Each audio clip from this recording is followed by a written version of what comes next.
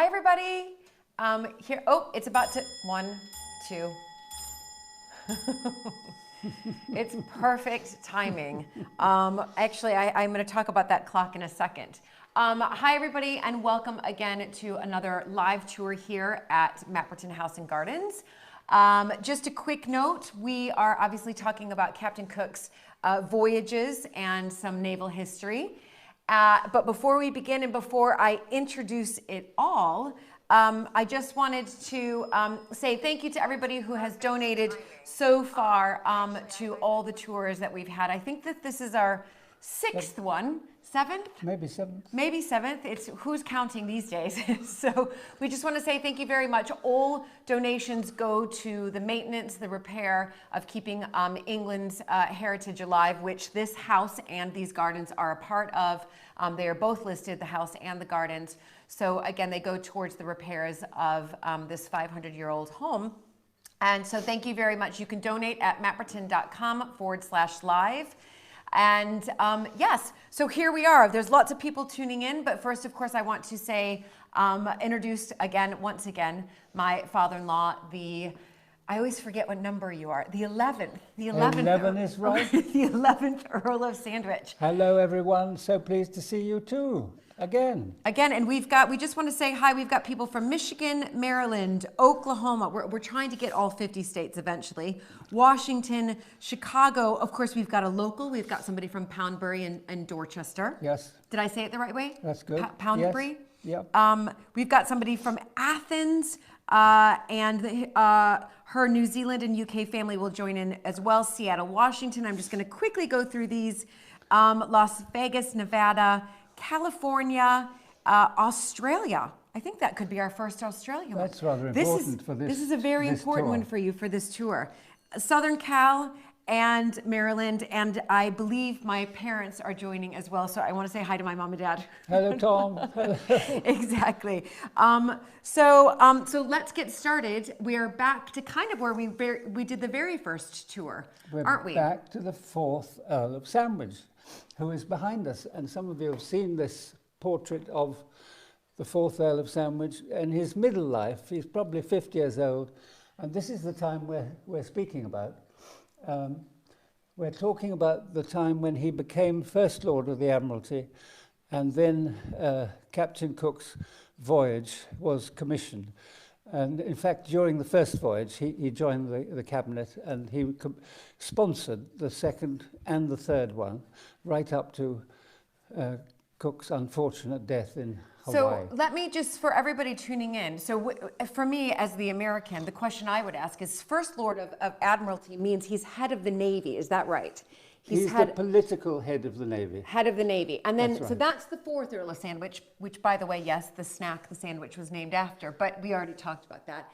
But then how does Captain Cook fall under sort of his, I guess, his exploration that he was wanting to do? How did that relationship start between, because it was very important, this relationship between the 4th Earl of Sandwich and Captain Cook? Well, we're talking about the age of discovery, so there were a lot of people like Captain Cook being chosen for expeditions.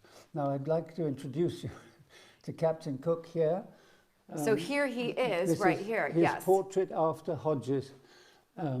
He was a young seaman at that time, before he commanded the Endeavour, and he was brought up in Whitby in Yorkshire, and he got to know the Cats. They were the coal merchant ships, and they went back and forth to London, and that is how he learned the trade. But he was sent into battle as well during the 7 Years' War against the French. So right. he knew what was what, and he was absolutely dependable person too. Right, so they forged a friendship during the 7 Years' War, is that right? Well, he would have certainly got to know the commanders, that's quite true. Okay.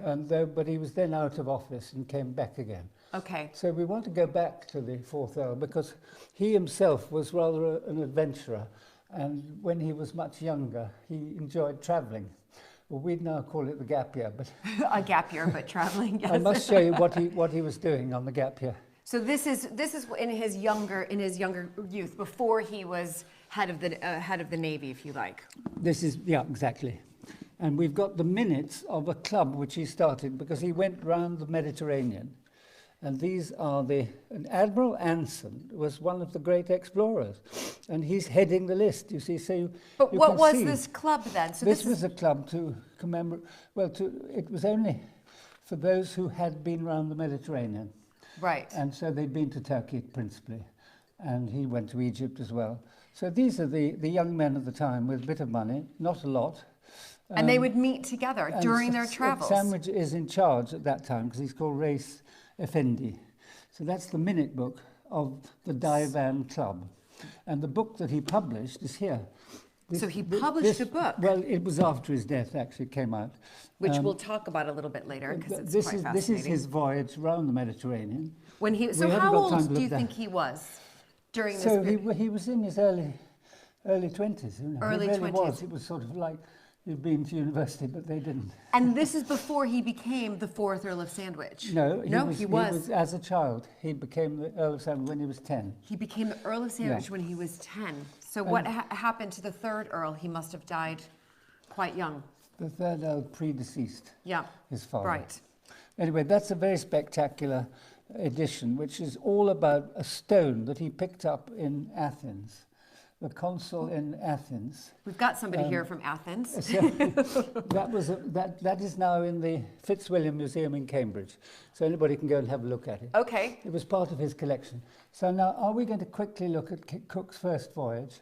Because there is a story Well, here. I think we move on to, so later on then, the 4th Earl becomes, as you said, the head of the Navy. He's brought Captain Cook under his wing, and he's under Earl of Sandwich. Captain Cook did 3 voyages. Is that right? Well, the first was while Sandwich was out of office, but he was very involved because people like Joseph Banks, who was a great friend, were involved in that too. And so it was a great commissioned by the Royal Society in order to go and see the transit of Venus crossing the sun. And they had to measure how many miles there were from the sun to the Earth. Right. And they came up with 93 million miles, and it's only 1 million out. Well, that's brilliant. So this is a letter then that we're looking at here, from Captain Cook's first letter to the 4th Earl of Sandwich during the first leg of his 2nd voyage in 1772, starting out on Monday, the 13th of July. So should I just read this quickly? Well, yes, just the beginning, because it's interesting. My lord, we set sail from Plymouth after having been confined there by contrary winds for almost 10 days, all in high spirits. My seasickness was more than usually favorable, so that in about a week, I was able to begin as we all were. And light winds giving us an opportunity, we made our first essay on the inhabitants of the sea, called by the seamen blubbers. In these, we hope to make great additions to natural history, as probably nobody but ourselves ever had such a good opportunity of taking and preserving them. And that leads us really to these pictures over here. After they'd done the transit of Venus, which was in Tahiti, they went over all the little islands in the Pacific, and you have incredible discoveries of birds and plants. Joseph Banks being the original naturalist, but he wasn't on the 2nd voyage. And so these paintings were done when they got back by an artist called William Hayes.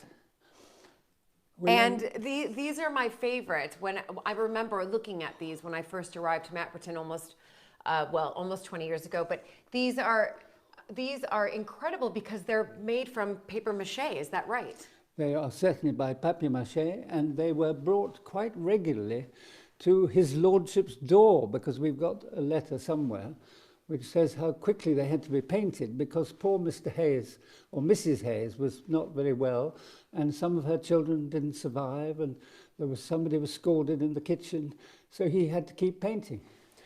They're beautiful.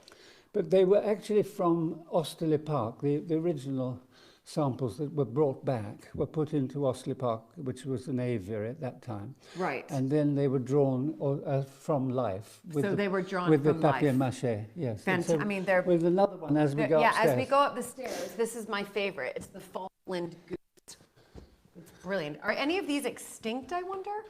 It's quite like a It does look like that's what I was thinking. We do have somebody here who's just said we have one of his cottages in Melbourne. So that must mean they have one of Captain Cook's cottages, I suspect. Is that right, Andrew, who's from Melbourne, Australia, tuning in? Let me know.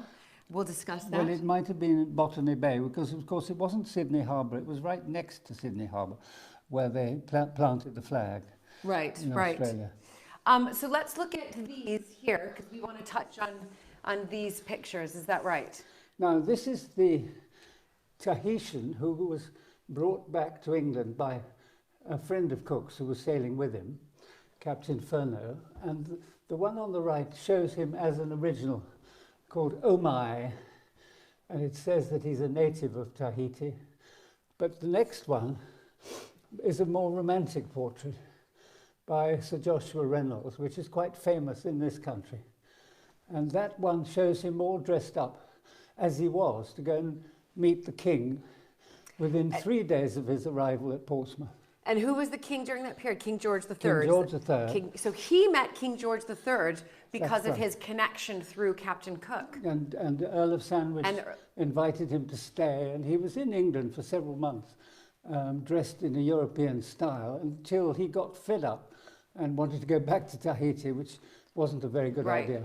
Now, this one is a fascinating story, and plus also there's a connection because, and I'll tell that story about how our children went to something quite special around, this is James Alexander, is that correct? So that is Jemmy, as he was nicknamed in the family, a sort of faithful servant who came back from Polynesia, and he's got a very fine face with a waistcoat and tunic, and he's carrying a log to the fire.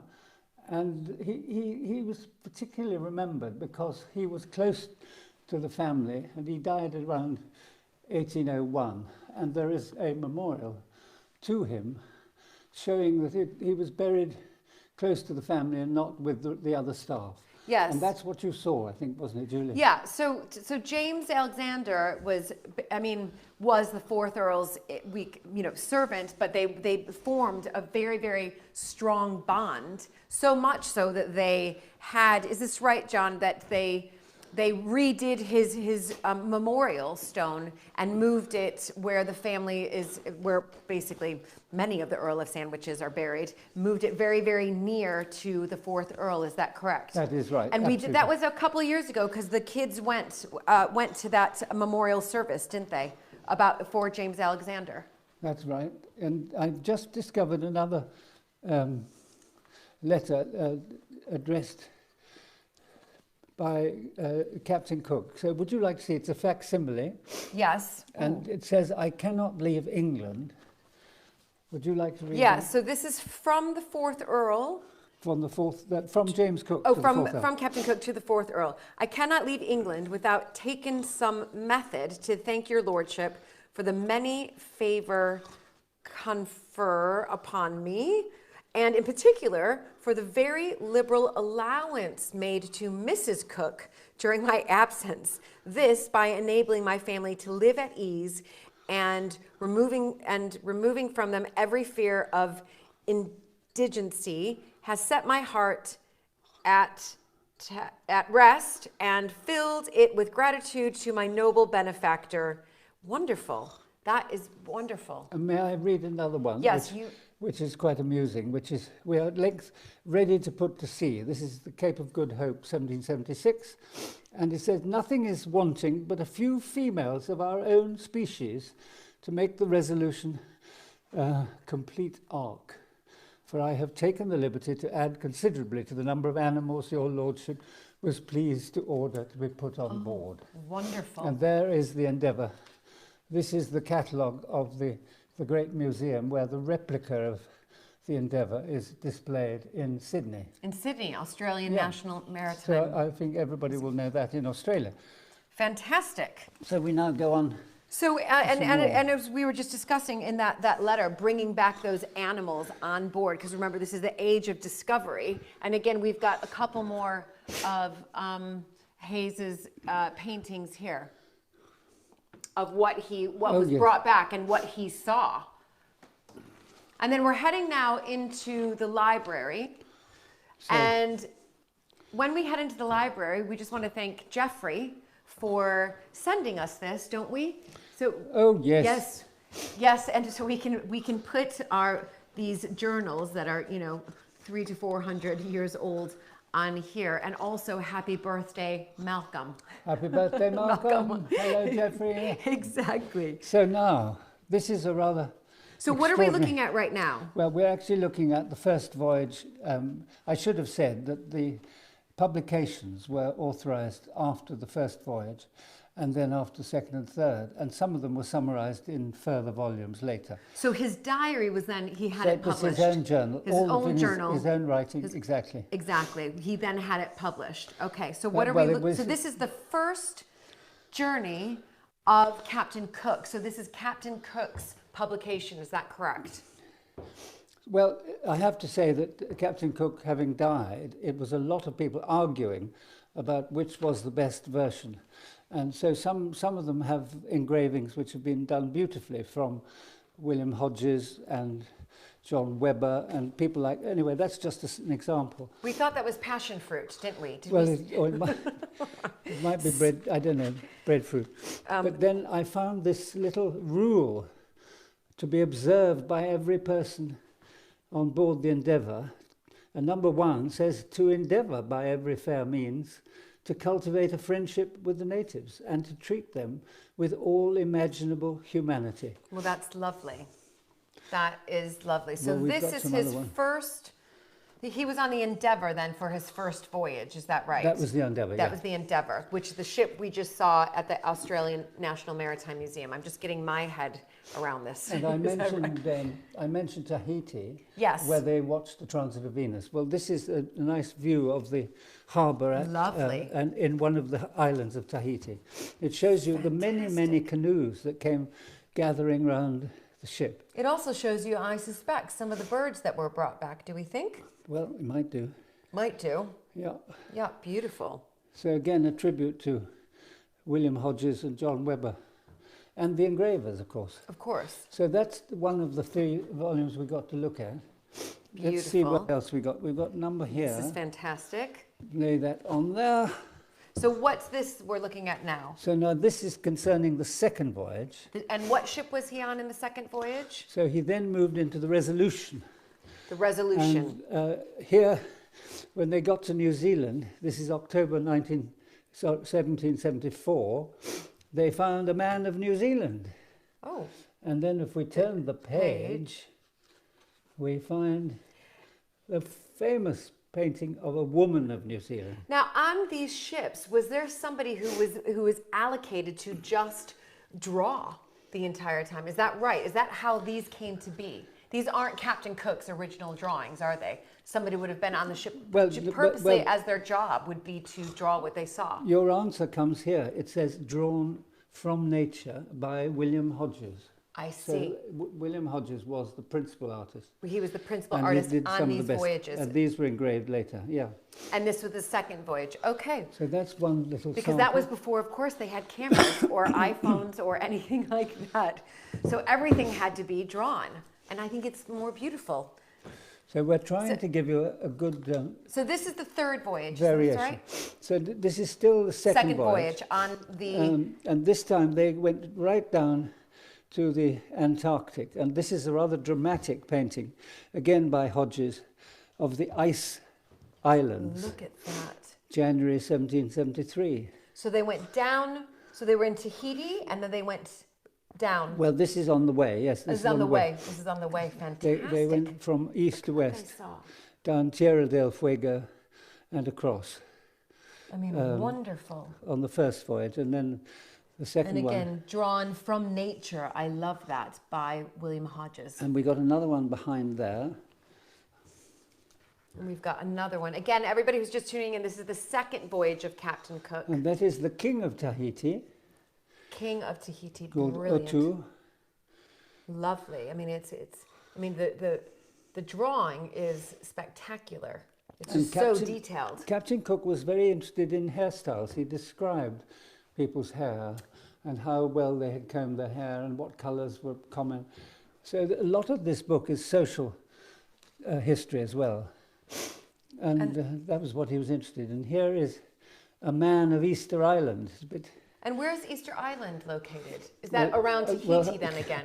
Could you ask one Does of our anybody viewers? know where Easter Island is? Everybody knows. Oh,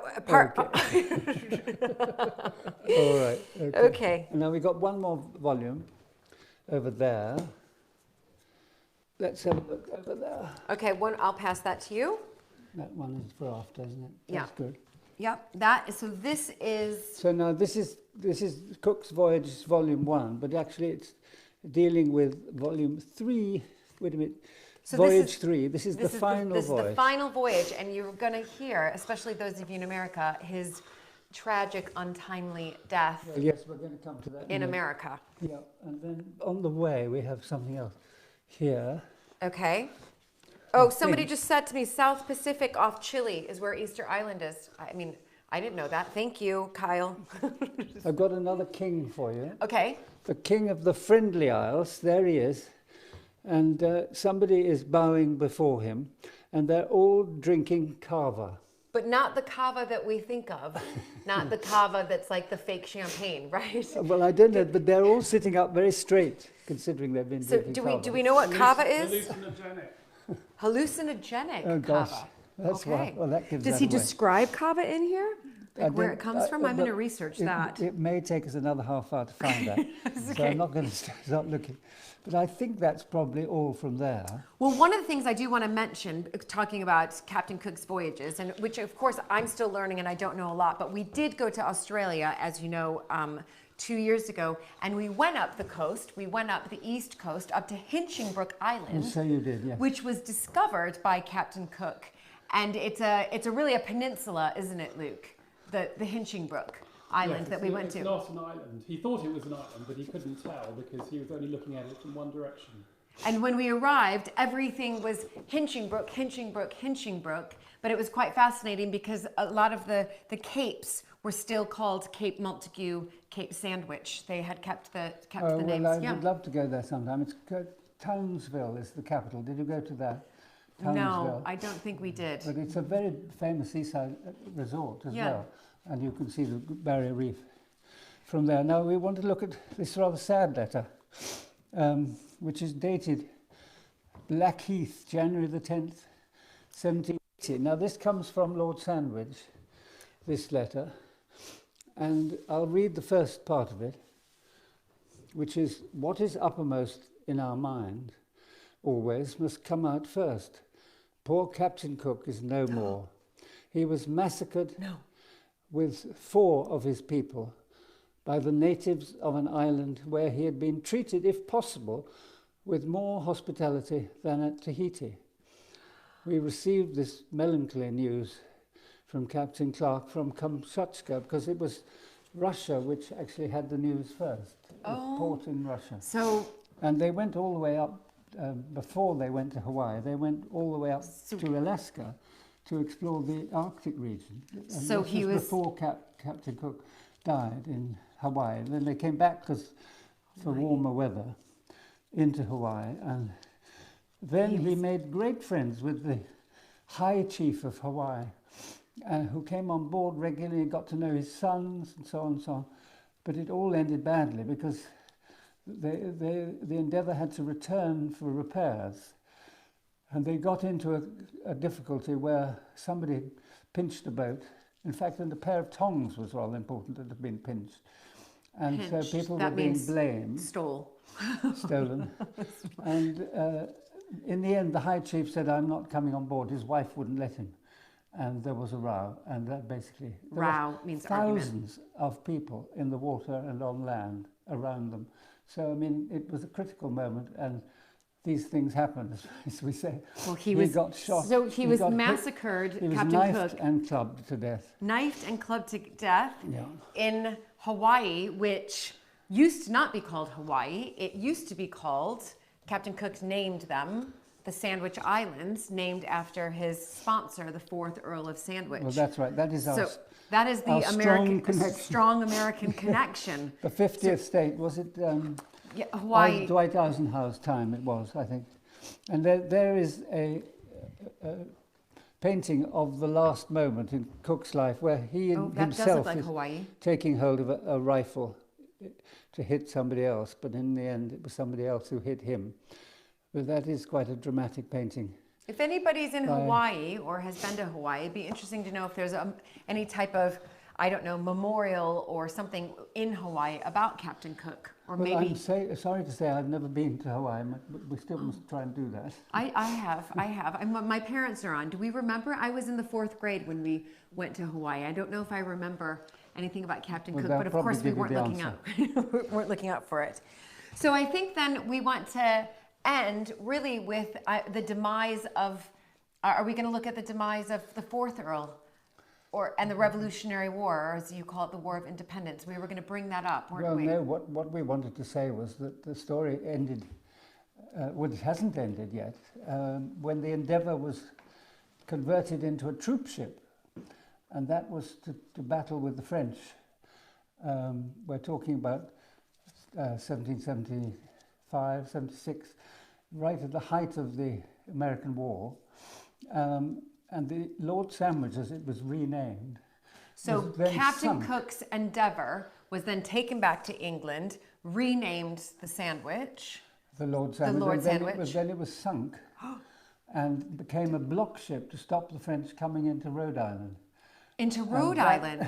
That is where the Lord Sandwich or the Endeavour is still lying. If anyone's coming from Rhode Island. Is there anybody from Rhode Island, in particular Newport? We're still looking for that sunk ship, aren't we? There is a proper project run by a splendid academic called Kathy Abbas at Newport, Rhode Island. They're trying to get fragments of the ship up to prove that it was the Endeavour. To prove that that would be fascinating. That's a brilliant brilliant story. So I just have a couple of things here. So people are saying, Andrew Free, who's our Australian friend online right now, says it's a drink, kava is a drink in Fiji, and it's strong. It's a very, very strong drink. So I think that that's interesting. Any other questions that you guys want to ask, please do ask now. I want to say hi to everybody from Kansas, because we've had a few people on from Kansas. Which is very interesting. Maybe I should have mentioned that Cook was up the American coast before all this, charting Newfoundland primarily. Charting Newfoundland. Yeah. Okay. He did a lot of charting while he was there. So we've got, somebody from Marcy has come back to us about Hawaii, which used to be the Sandwich Islands, and there is some type of memorial on the Big Island of Hawaii. So that's very interesting. Somebody wrote, this is much more interesting than a classroom. I agree. I thought it was a classroom. That is very, very kind. So anything else you want to ask, please do let us know. If not, we will meet again. Yeah, we will meet again. And of course, any donations that you feel you want to put towards these tours, as you know, we are closed to the public. We have opened our gardens, though, 2 days ago. So the gardens are open with COVID-19 regulations around, but the house is still closed. And again, any donations are helpful for things like windows and a lot of leaks. And come again next time. And come again next time. Thank you guys again for joining and all your great questions. I just want to make sure I've got this. Oh, good. Thank you from coming from Arizona. Lisa and everybody else across the world who have joined. And head to Mapperton.com for all other information. Everything is there. Mapperton.com/live. That's for the donations as well. There we go. Thank Great. you. Oh, thanks everybody. Enjoy your Tuesday.